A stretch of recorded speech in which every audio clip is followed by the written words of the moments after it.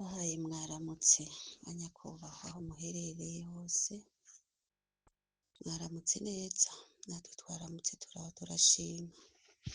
Hama ku mazina yanje banyita Mpawenimana Odette, nkaba mva mu Cibitoke ca Rugombo, komine ya kera ya Buganda, intara yagutse ya Bujumbura.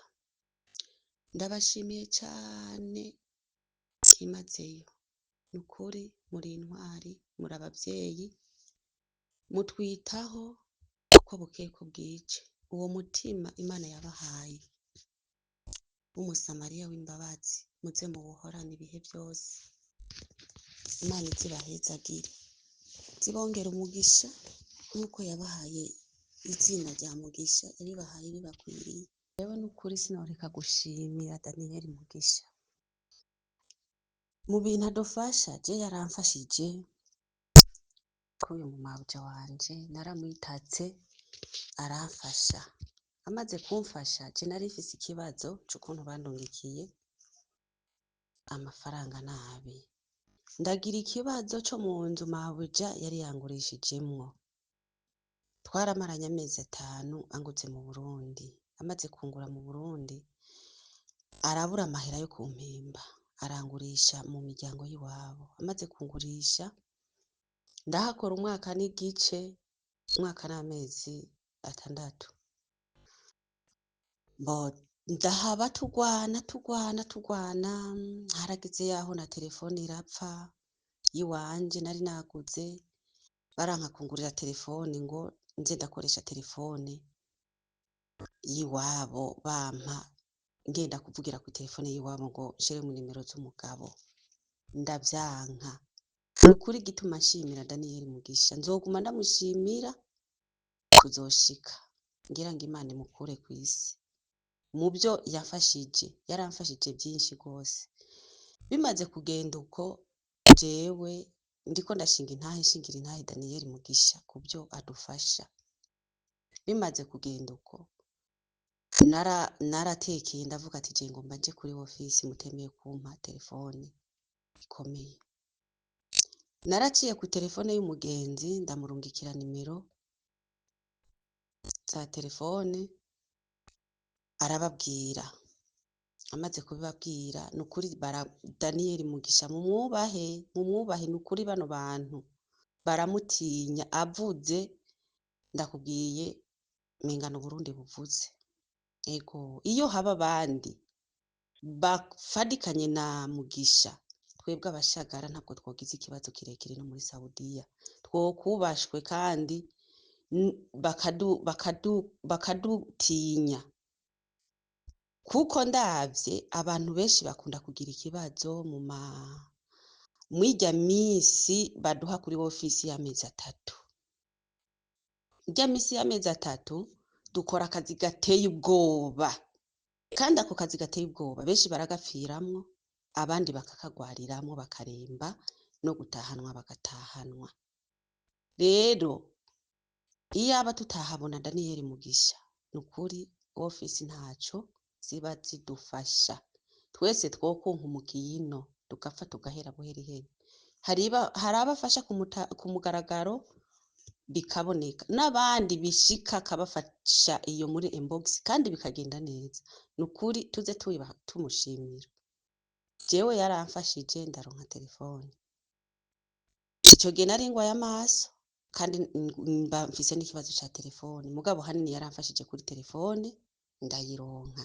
Kandi iyo telefone nayirose ntibabaye bakinkata umushahara, bayimpaye ihadiya. Ushika ndahavuye, byarasabye yuko naho nyene mu kuhava bashaka kunyima umushahara. Bamaze kunyiha umushahara, barashaka kungwanya, ndabinyugutura. Nkifise telefone ndarondera Mugisha, ntabwo yabaye hafi. Mugabo harabaye umugenzi ndabibwiye, yarantabarije kwa Daniyeli Mugisha aramfasha, kandi baramutinye, n'ubu baramutinya. byaratumye bagira n'ubwoba, bagira n'inguvu zo kumpa ayo mafaranga yanje y'ukwezi, kandi baca baranjana no kwa mabuja, kandi nanje narihagararako. Iyo ariko aragukorera ikintu, ndasavye nk'aba mama nka jewe, abakobwa nka jewe bazi no mu gihugu kurondera ubuzima, iyo Daniyeli agufashije ikintu ihagarareko. Ihagarareko iyo haba hari umuntu ariko aragufasha ico kintu, nawe wihagarareko, kuko iyo utihagazeko mwarabu acabona yuko wa muntu ataca amaze. Mugabo iyo wihagazeko acabona ko ukingiwe. Nukuri ndamushimira cyane. Maze kugaruka muri iyi nzu igira kabiri, iya mbere nyene, iyi nzu ya mbere bari bankuyemwo angurisha, yarangarukanye kandi kuko yaramwandikiye aramubarira yuko jewe ndi ku ruhara rwiwe, ikibazo cyose nugira bomumbaza. Aca aragira uruhara rwo kungarukana mu nzu yiwe, kuko ntari bwamuhereze kontara yiwe. Maze kuhaza yarampemvye neza n'ukuri, ampemvye neza, ndamuha amahera, ndungikira amahera mu Burundi, ndayamuha itarike yampemvye ku itarike 17, nca ndayamuha itarike 20 yandungikire mu Burundi. Ayarungitse mu Burundi kubera atazi ibintu vya mani garama vya Western Union biramugora, aca yarungika ku kabanki gatoya, baca bayarungika mu Marundi. Bamaze kuyarungika mu Marundi, jewe ico nakoze nahagaritse akazi, narambwiye ati genda undungikira amafaranga yanje neza. Turabijamwo arafyigita biranka, ariko jewe kubera nzi yuko amanyanga y'aba bantu, navuze ati gusanga atayarungitse simbandanya nkora, nja ndahagarika akazi. Maze guhagarika akazi niho narondera kuri ofisi ndakibabwira, ndarungika wodi imwe nyene mugabo irimo ibintu by'ibibazo mfise. Ico bakoze banyandikiye bambwira, banungitse wodi imwe bambarira ngo mu Burundi ngo nabarungikiye wodi yo ndende. Sinabasubiriye, naciye mpurama. Kandi nibagiye no kubabwira amazina yanje, nitwa Odette Mpawe n'Imana, nturuka mu Cibitoki ca Rugombo, komine Buganda ya kera, naje itarahinduka ikiri komine, ariko ubu turi mu ntara ya Bujumbura yagutse. Ego nukuri ndashimiye cyane Daniyeli Mugisha, yakomeje kumbako aramfasha.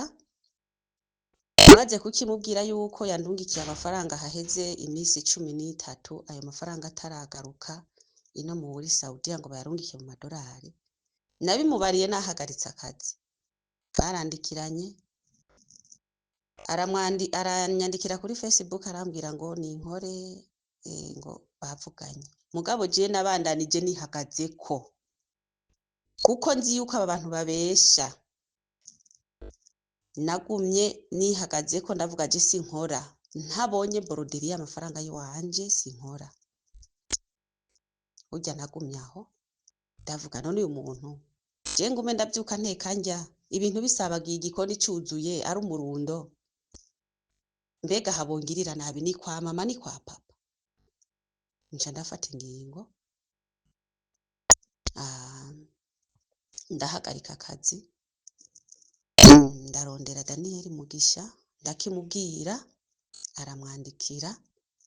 Amaze kumwandikira, jewe nanje ndihagararako, nca ndatekera impuzu, ndamubwira ati utemeye kundihira amafaranga yanje agende mu Burundi, hamurindira yo iwawe warungitse nabi, mba warayarungitse utayarungitse, uyarindira agaruke, jewe ngwino njane kuri ofisi.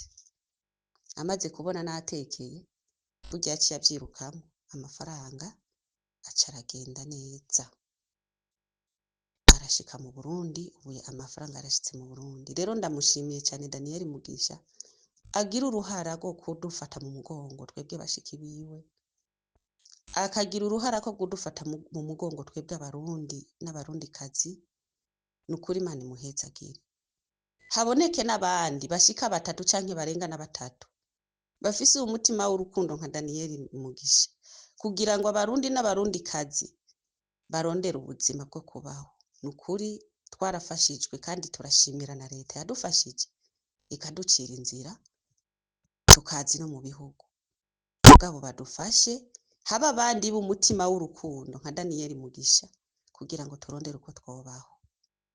Ego nuko ni ukuri ndamushimiye, ahari Imana muhezagirane n'umuryango wiwe, yatubereye umusamariya w'imbabazi, akomeze afashe n'abandi ntacike intege. Turamusengera Imana imuhe kwirambira. Imana imuhe kwirambira kweri, ni ukuri imukomeze ivyo bikorwa akora aza bihemberwe no mw'ijuru. Je kandi n'ubu ndamusavye ikibazo mfise akimfashe. Ndafise ikibazo c'uko namaze kontara ndayisigajemo nk'imisi 4.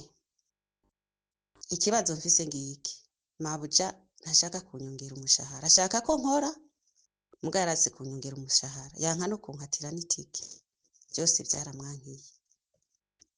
Guhembwa 800 ukayakuramo 100 ry'amamega, ugaca ugaruka ukacurungika 700 bagaca bayakatamo n'amahera yo gukatira kuri banki. Ni ikibazo n'umuruho w'abana 10 n'abangahe ndimwo, urumva ko ari ngorane. Ndasabye niyumva ino audio yongera mfashe bapfume banshirirako n'ijana nkore umwaka umwe hama nitahire. Ariko sinobandanya nkora, sinzi yuko igama yanje ikwiye y'imyaka 2 urumva yaheze.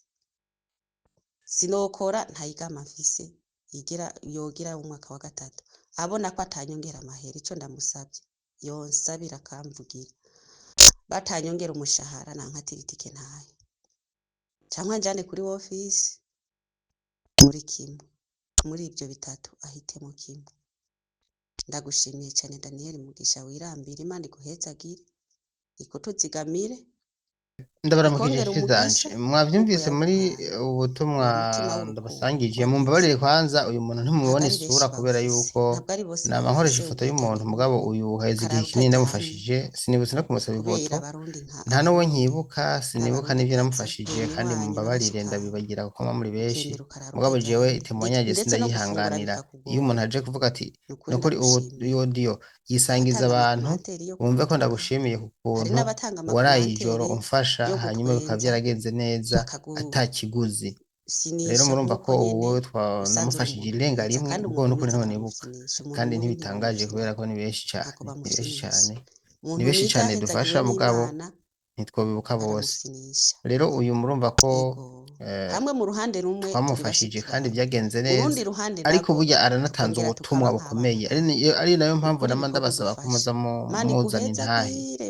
Yarihagazeko nubwo je nabavugishije, ntabwo ntinyitse, je ni umuntu asanzwe nyene, ndi n'umuntu mutoya, nuko gusa bariya tuvugana ntibabanzi kumbure, ariko mugabo ndihagarara ko nanje nkongera nkabahagararira nyene bariya abantu bakumva ivyo mvuga uko ndabikora. nje ndakuzi, mugabo ndagerageza namanda ndababwira ati umunsi umwe ibintu byo gufasha abantu hari igihe bizaba bingira ko n'ingaruka, muze mwihangane ngira ko ingaruka, nanje nditanga.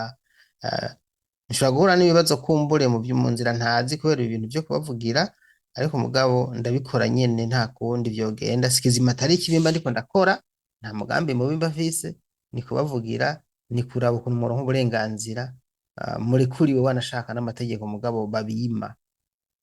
Ego nukuri aciye ndungikira audio arashima. Iyi ni audio ya kabiri nahereyeko, ariko hano imbere hari akandi ka audio yarungitse yari yahereyeko arakavuganya. Ka audio nako ni keza, mugabo numva ntiyavuze, abantu bagakurikirana baza kumva ikintu namufashije ico arico. Ndamubwira ati rero subiramo urungika kandi ka audio ubwira abantu ico nagufashije kuko nanje sindacibuka. Urumva rero kumuvugira ku bijanye na telefone ntibayimuha, nabibukije amategeko ararekura ko batunga telefone abakozi. Ndayimusabira barayimuhaye umva ko ayifise, ariko n'abandi zisera bakazibimada.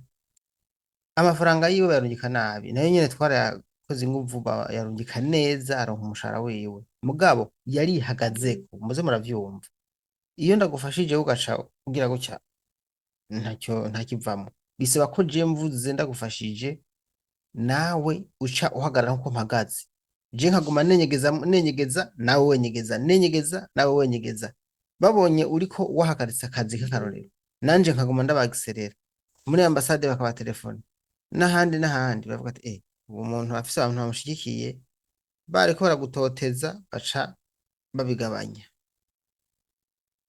muze muri hagararako akawudu mperejeko nako yahereyeko hanyuma kuko atari yakavuze neza atari yavuze ivyo namufashije nca ndamusaba yuko asubiramwo iyindi nako nshimiye ko abasangiza ngarukiriza ngaha ngene gufasha abandi. Ndabahaye mwaramutse banyakubahwa aho muherereye hose, mwaramutse neza, natwe twaramutse turaho turashima.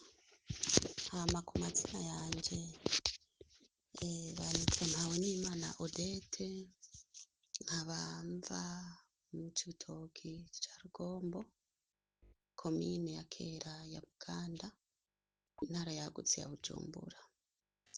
Ndabashimiye cane byimazeyo, ni ukuri muri intwari, muri abavyeyi, mutwitaho uko bukeye uko bwije. Uwo mutima Imana yabahaye w'umusamariya w'imbabazi, muze muwuhorane ibihe byose. Imana izibahezagire, zibongera umugisha nk'uko yabahaye izina rya mugisha, yaribahaye ribakwiriye. Ni ukuri ndashimye cyane ku byo mumaze kumfasha mwa kino gihugu ca Saudiya turimo, igihugu kigoye, igihugu kitatworoheye, ariko turashimira Imana rugira byose yakuduhaye nk'umutabazi, ukatubera musaza wacu mwiza, ukatubera umunyabupfura. Ni ukuri Imana iguhezagire. Ndagushimiye aho uri hose, Imana iguhezagire, Imana igushoboze, iguhe kuramba muri ico gikorwa Imana yagutoranije. Hari abo Imana yatoranije mu bikorwa bitandukanye, ibatoranya mu bikorwa byo kuvuga ubutumwa, abandi batoranya mu bikorwa byo gufasha, nk'uko kwiwawe dufasha abadamu turi no mu gihugu ca Saudiya, Omani,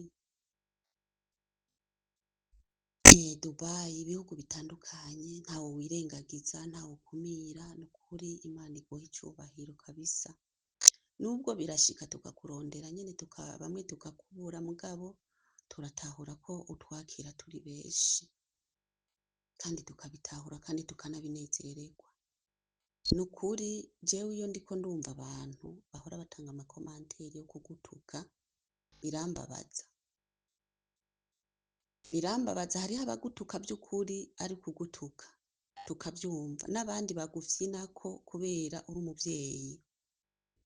Yego, hariho abagutanga ko amakomanteri yo gufyina nyene kubera umuvyeyi, arafyina n'abana, musaza w'umuntu mwiza arafyina n'abashiki biwe. Ni ukuri ni vyiza cane kudutahura uko bigenda kose, ukadutahura. Ni ukuri ndagushimiye cane, nk'abantu bama bafashijwe bakareka gushima. Ni benshi bafashwa bikaja ku mbuga, abantu bakabibona by'ukuri ko uyu muntu yafashijwe, ibintu bikagenda neza, mugabo ntibagira umutima wo gushima ngo bakenguruke. N'abandi udufasha tugatabarwa mu ngo turimwo, bikagenda neza. Ni ukuri turakwiye gushima, kuko wewe wabaye nk'Imana igira kabiri ku bugingo bwacu, ku buzima bwacu bwino mwa kino gihugu. Jewe mu by'ukuri naratabaje kuri ofisi, naciyeko mu kibazo nari ndimo, ijambo rimwe banyishuye mu Burundi, bambariye ati narungitse odiyo ndende, ngo sinze nsubire kurungika audio ndende, iryo gusa niryo banyishuye ryonyene, nta n'irindi ryarenzeko. Ariko narakwikojeje ko Mutama, musaza wacu, Imana yakuduhaye ikudutungire, uramfasha nukuri. Ubu ndashima nukuri, uyu mutima wo kudufasha uzufashe n'abandi, kandi ndizera neza ntakekeranya Imana izokwibukira ku bikorwa wakoze.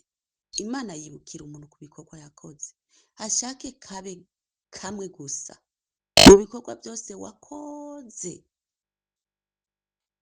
Uravuga uti Imana, mu byo nagukoreye byose ntihabuze na kimwe wonyibukirako. Imana irakikwibukirako kandi ikaguha iherezo ryiza. Ndagusabiye Imana iziguha iherezo ryiza.